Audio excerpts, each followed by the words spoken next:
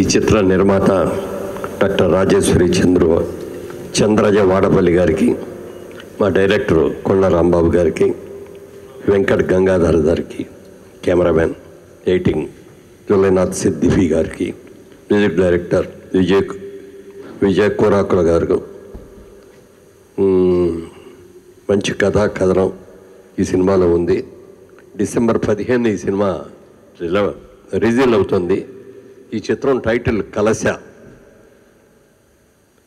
ముఖ్యంగా ఈరోజు ముందుగా ఇందాక చెప్పినట్టుగా ఆలస్యంగా వచ్చినందుకు క్షమించమని కోరుకుంటూ, డాక్టర్ రాజేశ్వరి గారు నా గురించి చాలా ఎక్కువ మాట్లాడేశారు. అంత అర్హత నాకు లేదు కానండి, నాకంటే బ్రహ్మాండమైన క్యారెక్టర్ చేసిన నటినట్లు ఎంతోమంది ఉన్నారు. వాళ్ళతో పుచ్చుకుంటే నేను చాలా చిన్నవాడిని, వయసులో వాళ్ళు పెద్దవాడిని అవ్వచ్చు, అది వేరే విషయం.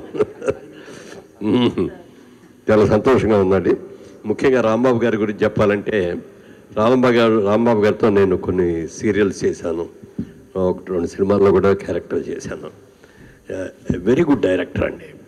అంటే ఆ ప్రొడ్యూసర్స్ లైక్ చేసే డైరెక్టర్. 10 రూపాయలు ఎక్కువ ఖర్చు పెట్టి ఇంకా బాగా తెద్దామని వాళ్ళకంటే కూడా 5 రూపాయలు ఇంకా బాగా తెద్దామండి అని చెప్పేటువంటి మంచి మనిషి. చాలా పెద్ద సీరియల్ చేశాను ఆయన దగ్గర.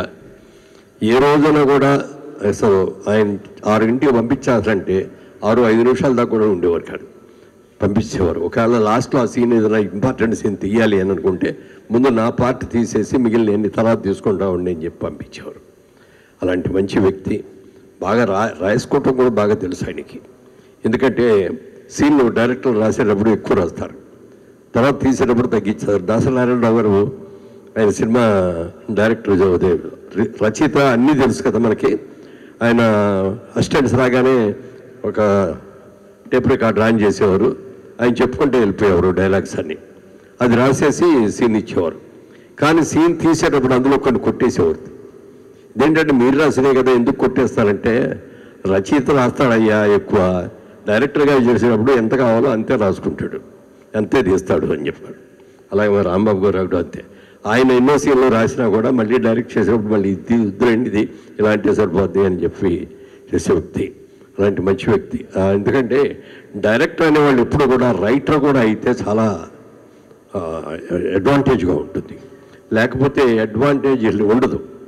డైరెక్టర్గా ఉన్న వాళ్ళందరూ కూడా సక్సెస్ అయ్యారు.